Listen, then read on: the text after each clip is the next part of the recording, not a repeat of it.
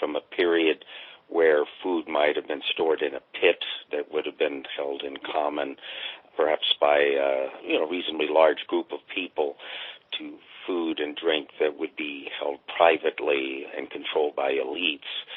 And thus the container becomes a sort of an emblem of privilege and power for hundreds of years. Standing in my kitchen, surrounded by Ziploc and Tupperware, this is sort of hard to get my head around. But for most of human history, anything that could hold food was a symbol of real power. And there's more. Storing food made food resources more predictable throughout the year, so it allowed for population growth.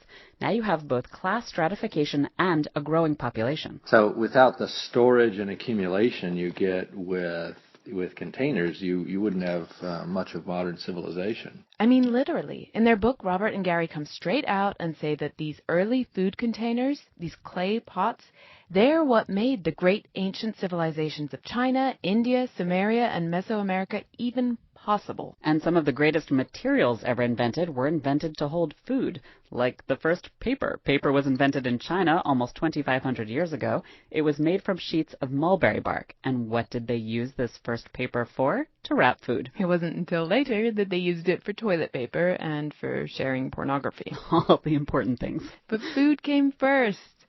And then there's glass. That was invented in Mesopotamia about 3,500 BCE, and it was used for food containers, cups, bowls, and jars.